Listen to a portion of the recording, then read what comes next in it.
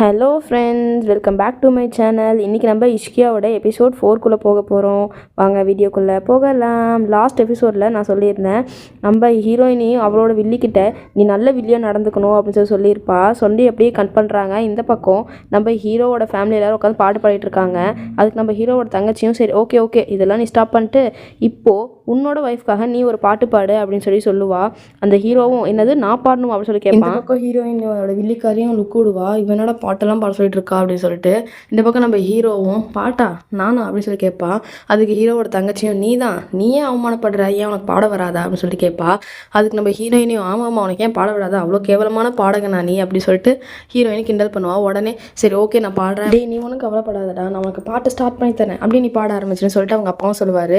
அப்புறம் அவங்க அப்பா பாட ஸ்டார்ட் பண்ண ஹீரோவும் பாட நம்ம ஹீரோயினையும் பாடுவாங்க. அதை பார்த்த ஹீரோ ஒரு மாதிரி பார்க்குறான் ஹீரோயினியை, இவனடா இந்த அளவுக்கு ஜாலியான கேரக்டராக இருக்கா அப்படின்னு சொல்லிட்டு அப்புறம் எல்லாரும் சேர்ந்து அதை என்ஜாய் பண்ணுறாங்க அந்த டைமிங்கை. அப்புறமேட்டு நம்ம ஹீரோயின் தூங்க போயிடுறா. தூங்க போனோடனே காலையில் 10 மணி ஆயிரும். நம்ம ஹீரோவும் ஜிம்முக்காக ரெடி ஆகிட்டு இருப்பான். இவ்வளோ சீக்கிரம் நீ எங்கே போகிற அப்படின்னு சொல்லிட்டு ஹீரோயினி கேட்பா. அதுக்கு நம்ம ஹீரோவும் இவ்வளோ சீக்கிரமா, மணி என்னன்னு தெரியுமா, மணி 10 அப்படின்னு சொல்லுவான். அப்படியா சரி நீ இப்போ எங்கே போகிற அப்படின்னு சொல்லி கேட்பான். நான் ஜிம்முக்கு போகிறேன். அப்படியா ஜிம்முக்கு போறியா, சரி ஒரு நிமிஷம் நான் ரெடி ஆகிட்டு வந்துடுறேன் சொல்லிட்டு குடுன்னு நினச்சிட்டு இருன்னு சொல்லிட்டு பாத்ரூம்க்கு ஓடுவா. போயிட்டு அவனோட ட்ரெஸ்ஸை போட்டு வருவா. போட்டு வரதுக்கு முன்னாடி அவனோட சாவியும் பிடுங்கிட்டு போயிடுவா. ஏன்னா நீ என்னை ஏமாத்திட்டு போட்டாலும் போயிடுவேன், நீ அந்த மாதிரி ஆறு தானே அப்படின்னு சொல்லிட்டு போயிட்டு ட்ரெஸ் எல்லாம் மாற்றிட்டு வருவா. ஹீரோவும் கேட்பான் இது என்னோட ட்ரெஸ் தானே, ஆமாம் உன்னோட ட்ரெஸ் தான், என்கிட்ட இந்த மாதிரி ட்ரெஸ் இல்லையே, நீ வேணா ஒன்று பண்ணு, ஷாப்பிங் என்னை கூட்டிகிட்டு போய் எனக்கு இதே மாதிரி ட்ரெஸ் வாங்கி கூட என்னோட ட்ரெஸ் நான் போட்டு வரேன் அப்படின்னு சொல்லுவா. அதுக்கு நம்ம ஹீரோவும் பார்த்துட்டே நின்றுட்டு இருப்பான். அப்புறம் பார்த்தா ஐயோ என்கிட்ட ஷூ இல்லையே, சரி என்னோட ஷூ கூட நான் போடுறேன், இங்கே பாரு உனக்கு அது பத்தாது அப்படின்னு சொல்லுவான் ஹீரோ. அதுக்கு ஹீரோயினியும் பரவாயில்ல அதான் டிஷ்யூ இருக்குல்ல, இது உள்ளே வச்சு காலை போட்டால் சரியாக இருந்துட போகுது அப்படின்னு சொல்லிட்டு 2 பேரும் கிளம்புறாங்க. காரில் பேசிக்கிட்டே போகிறாங்க. இந்த பக்கம் நம்ம அக்கா கறி காட்டுவாங்க. அக்கா கறியோட ஃபேமிலி யாரும் இன்னும் உட்காந்து சாப்பிட்டுட்டு இருப்பாங்க. அப்பா அந்த அக்காவோட மாமனார் கேட்பாரு, சரிப்பா நீ எங்கேயாவது வெளியே போக பிளான் பண்ணியிருக்கீங்களா அப்படின்னு சொல்லி கேட்பாங்க. அதுக்கு அவங்களும் இல்லைப்பா நான் இப்போ தான் வெளியே போக பிளான் பண்ணலை, கொஞ்ச நாள் ஆகட்டும் அப்புறம் போய்க்கலாம் அப்படின்னு சொல்லுவாங்க. அவங்க அம்மாவும் ஏன் போக மாட்டீங்க.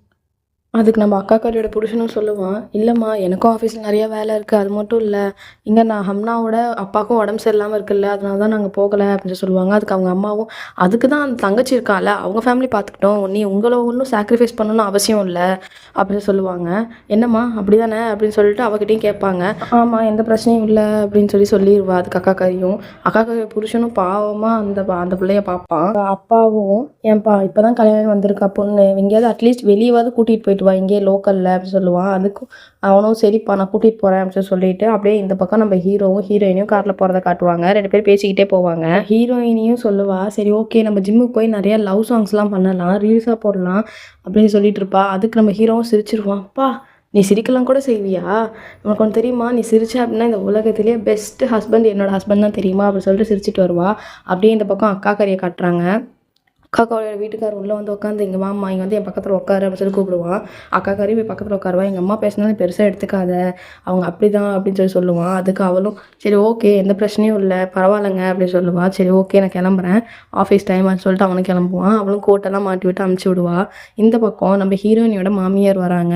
மாமியாரை காட்டுறாங்க. அவங்க மாமியாரும் இங்கே பார்ப்பா என்னோட மருமகளுக்கு எந்த குறையும் வரக்கூடாது, அவள் கேட்குறாலோ கேட்கலையோ அவளுக்கு தேவையானதை நீங்கள்லாம் செஞ்சு கொடுத்துடணும் அப்படின்னு சொல்லிட்டு அந்த வேலைக்காரங்கிட்ட சொல்லிட்டு இருப்பாங்க. மேலேருந்து அவங்களோட பொண்ணும் பார்த்துட்டு என்னம்மா அவ்வளோ நல்ல மாமியாராக மாறிட்டீங்க போல இருக்கு அப்படின்னு சொல்லிட்டு கிண்டல் பண்ணிட்டு இருப்பா. இந்த பக்கம் நம்ம ஹீரோவையும் ஹீரோயினையும் காட்டுறாங்க. ஹீரோ ரொம்ப ஒர்க் அவுட் கொடுத்துட்டு இருப்பான்.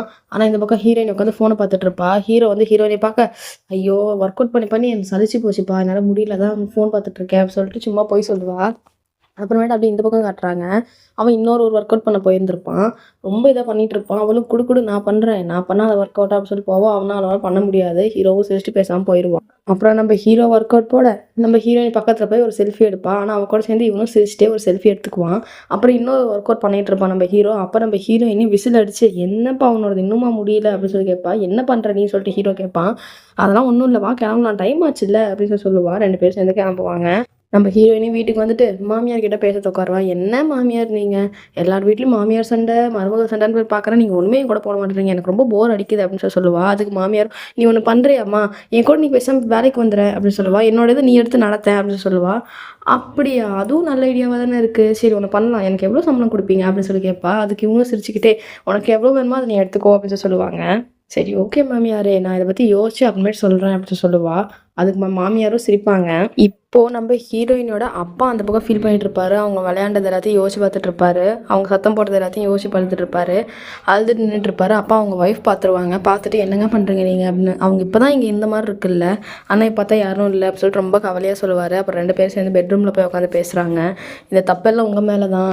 2 பேரும் கல்யாணம் பண்ணி போயிடுவாங்க ஒரு நாள், உங்களுக்கு தெரியும்ல, நீங்கள் அவ்வளோ ஞாபகத்தை இந்த அளவுக்கு உங்கள் மனசுக்குள்ளே வச்சிட்ருக்கீங்க அப்படின்னு சொல்லிட்டு அவங்க ஒய்ஃபும் கேட்பாங்க. அதுக்கு இல்லைம்மா, அவங்க ஏதோ என் கூடயே இருந்த மாதிரி இருந்துச்சு, எனக்கு தெரியும் டைம் சீக்கிரமாக போயிடும் அப்படின்னு சொல்லிட்டு, ஆனால் இவ்வளோ சீக்கிரம் போகணும்னு எனக்கு தெரியல, இன்றைக்கி அவங்க இல்லாமல் எப்படியோ இருக்குது அப்படின்னு சொல்லுவார். அதுக்கு அவங்க அம்மாவும் ஒன்றும் இல்லை, அதெல்லாம் சரியாயிடும், நீங்கள் அதை பற்றி யோசிக்காதீங்க, இப்போ நீங்கள் யோசிச்சு உங்கள் உடம்பை கெடுத்துக்கிட்டீங்க அப்படின்னா அவங்க 2 பேரும் ஃபோன் பண்ணி உங்களை தான் திட்டுவாங்க அப்படின்னு சொல்லுவாங்க. அதுக்கு அவரும் பரவாயில்ல, அப்படியே நான் திட்டு வாங்குறேன், அதுலேருந்து ஒரு சந்தோஷம் எனக்கு கிடைக்கட்டும் அப்படின்னு சொல்லுவார். அப்படியே இந்த பக்கம் நம்ம ஹீரோவையும் ஹீரோயினையும் காட்டுவாங்க. நம்ம ஹீரோ லேப்டாப்பில் உட்காந்து பார்த்துட்டு இருப்பான், நம்ம ஹீரோயினையும் டிவி பார்த்துட்டு உட்காந்துட்டு இருப்பா. அப்புறம் ஹீரோயினுக்கு ஒரு ஞாபகம் வருது. ஹீரோ பக்கத்தில் போய் நான் உங்கள்கிட்ட உனக்கு கேட்கட்டா அப்படின்னு சொல்லி கேட்பா. ஹீரோவும் கேளு அப்படின்னு சொல்லுவான். அதுக்கு நம்ம ஹீரோயினையும் இந்த சிட்டிலேயே யார் பெஸ்ட்டு ஃபிசியோதெரபிஸ்ட் அப்படின்னு சொல்லி கேட்பா. ஏன் எது கேட்குற, இல்லை நீ சொல்லு அப்படின்னு சொல்லுவா. இல்லை நீ எதுக்குன்னு சொல்லு அப்படின்னு சொல்லுவான். அவன் உனக்கு உடம்புல ஏதாவது பிரச்சனையா அப்படின்னு சொல்லிட்டு நம்ம ஹீரோவும் கேட்பான். அது ஹீரோயினே அதெல்லாம் எனக்கெல்லாம் எந்த பிரச்சனையும் இல்லை உனக்கு தான் காட்டலான்னு சொல்லிட்டு போகலான் இருந்தேன் அப்படின்னு சொல்லுவா. என்னது எனக்கா அப்படின்னு சொல்லி கேட்பான். ஆமாம், ஒவ்வொரு டைம் ஒவ்வொரு மாதிரி இருக்க, எங்கள் வீட்டில் போயிட்டு எங்கள் அப்பா கூட பேசுகிறப்பெல்லாம் ரொம்ப சந்தோஷமாக இருக்க, எந்த அளவுக்கு சந்தோஷம்னா சொல்ல முடியாத அளவுக்கு சந்தோஷமாக இருக்க, உன்னோட ஃபேஸை நான் எப்பயுமே சிரிச்சிட்டே பார்க்குறேன், ஆனால் இங்கே வந்தால் ஒரு மாதிரி மூட் ஆஃப் ஆகி ஏதாவது ஒரு இடத்துல உட்காந்துக்கிறேன், இல்லை சைலண்ட்டாக இருக்கேன், அதான் உன்னை கூட்டிகிட்டு போய் ஹாஸ்பிட்டலில் காட்டலான்னு நான் யோசிக்கிறேன் அப்படின்னு சொல்லுவா ஹீரோயினியும். ஹீரோவும் பார்த்து மறைப்பான். நீ ஒன்றும் பயப்படாத, இந்த மாதிரிலாம் நிறைய பிரச்சனை என் ஃப்ரெண்ட்ஸுக்குலாம் இருந்திருக்கு, அவங்களாம் சரி பண்ணியிருக்காங்க, நீ ஒன்றும் கவலைப்படாத, யாருன்னு மட்டும் டாக்டர் சொல்லு, நம்ம 2 பேர் போய் பார்த்துட்டு வரலாம் அப்படின்னு சொல்லுவா. அதுக்கு நம்ம ஹீரோவும் பேசாமல் அவளை முறைச்சிட்டு எழுந்திரிச்சு போயிடுவான். இந்த நைட் டைமில் நம்ம ஹீரோ வெளியே போயிட்டு அந்த ஹீரோயினோட அக்காக்காரி கால் பண்ணுவான். கால் பண்ணால் அவன் நல்லா தூங்கிட்டு இருப்பா. ஃபோன் அடிக்கிறது அவளுக்கு தெரியாது. அப்புறம் அவன் புருஷன் அதை பார்த்துட்டு அவளை கூப்பிட்டு, இங்கே பாருமா உன்னோட ஃபோன் அடிக்குது, யார் அது அப்படின்னு சொல்லி கேட்பான். கேட்டு அவன் படுத்துட்டு இருப்பான். அவளும் எடுத்து பார்த்தா இவன். அப்புறம் என்னடா பண்ணுறதுன்னு தெரியாமல் அதை ஃபோனை கட் பண்ணி அந்த நம்பரை பிளாக்ல போட்டு, ஒன்றும் இல்லைப்பா அது கம்பெனி கால் அப்படின்னு சொல்லிடுவா அவங்க புருஷன்கிட்டையும். இந்த பக்கம் அந்த அக்காக்காரியும் அப்பாடா புருஷன் தூங்கிட்டான் அப்படின்னு சொல்லிட்டு உட்காந்து யோசிச்சுட்டு இருப்பான். இவனடா இப்படிலாம் பண்ணுறான் அப்படின்னு சொல்லிட்டு அக்காக்காரி யோசிச்சே படுத்துட்டு இருப்பான். இந்த பக்கம் ஹீரோவும் செம்ம டென்ஷனில் உட்காந்துட்டு இருப்பான். ஃபோன் கூட எடுக்க மாட்டேறியா நீ, அவனை பேசிக்கிறேன் அப்படின்னு சொல்லிட்டு உட்காந்துட்டு இருப்பான். அப்படியே இந்த பக்கம் வந்து அவளை காட்டுறாங்க, அவங்க அக்காக்காரியை காட்டுறாங்க. அவளும் யோசிச்சுட்டு இருப்பா, என்னென்ன பண்ண காத்துட்டு இருக்காங்க தெரியலையே அப்படின்னு சொல்லிட்டு. நம்ம ஹீரோவும் தூங்குறதுக்கு போயிடுவான். அடுத்த நாள் காலையில் ஆகுது, விடியுது, அலாரம் அடிச்சுக்கிட்டே இருக்குது. ஹீரோ எந்திச்சு பார்க்குறான், யாரோட அலாரம்டா இப்படி அடிக்குது அப்படின்னு சொல்லிட்டு பார்த்தா நம்ம ஹீரோயினியோட அலாரம் தான் அடிக்கும்.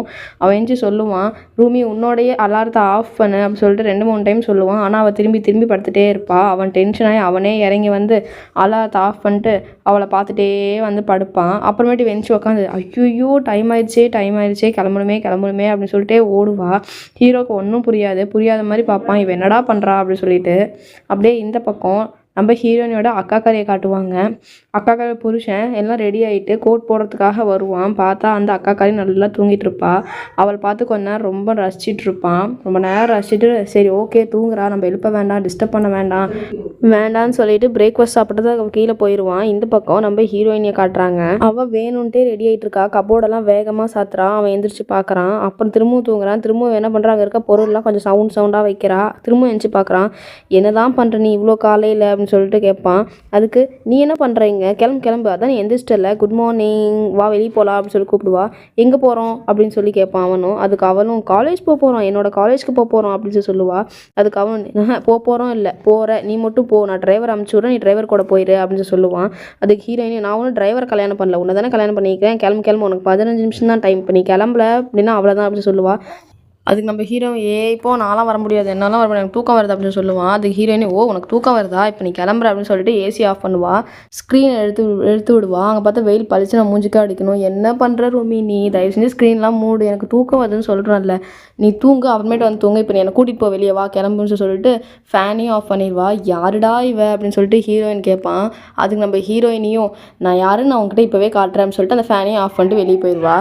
நம்ம ஹீரோவும் என்னடா பண்ணுறது, கிளம்பி தானே ஆகணும் அப்படின்னு சொல்லிட்டு கோவம் பெட்ஷீட்லாம் கீழே போட்டு எந்திச்சு கிளம்புவான். இந்த பக்கம் நம்ம அக்காக்காரியோட புருஷன் கீழே பிரேக்ஃபாஸ்ட்டுக்கு உட்காந்துட்டு இருப்பான்.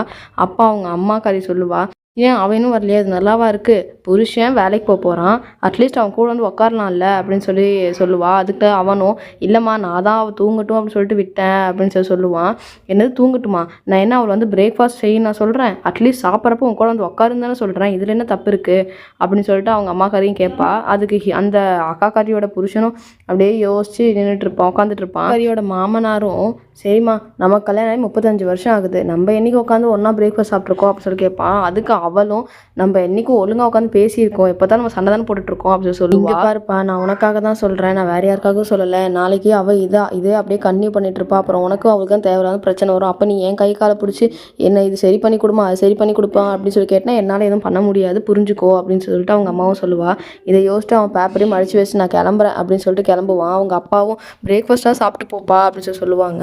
இல்லைப்பா நான் கிளம்புறேன் அப்படின்னு சொல்லிட்டு கிளம்பிடுவான். இந்த பக்கம் நம்ம ஹீரோயினியும் ஹீரோவும் காரில் போயிட்டுருக்காங்க. என்னோட புருஷன் எவ்வளோ அழகான புருஷன், என்னோடய டீச்சர்ஸ்லாம் பார்த்தாங்க அப்படின்னா அசந்து போய் அங்கேயே நின்றுக்கணும், என்னோடய ஃப்ரெண்ட்ஸ்லாம் பார்த்தாங்கன்னா இவ்வளோ ஒரு அழகான புருஷனா நமக்கெல்லாம் இந்த மாதிரி கிடைக்கலையே அப்படின்னு சொல்லிட்டு அவங்க எல்லாரும் யோசிக்கணும்.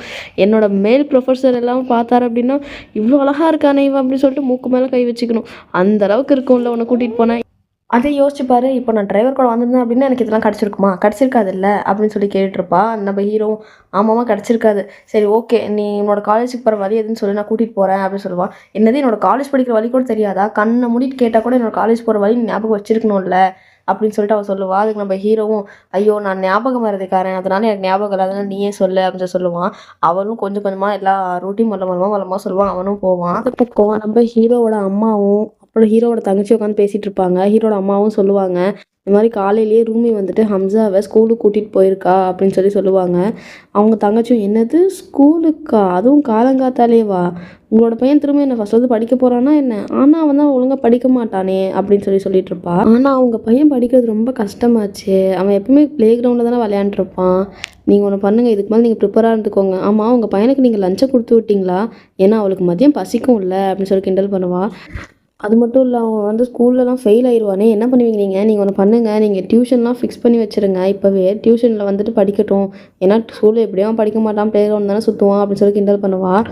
இதுக்கு மேலே உங்கள் பையன் பண்ணுற எல்லா வாழுத்தனத்துக்கும் ஸ்கூலுக்கு கூப்பிடுவாங்க, நீங்கள் பேரண்ட்ஸ் மீட்டிங்லாம் போகிற மாதிரி இருக்கும்ல அப்படின்னு சொல்லிட்டு ரொம்ப கிண்டல் பண்ணிட்டுருப்பா. அவங்க அம்மாவும் போதும் பேசிட்டியா நிறுத்து அப்படின்னு சொல்லுவாங்க.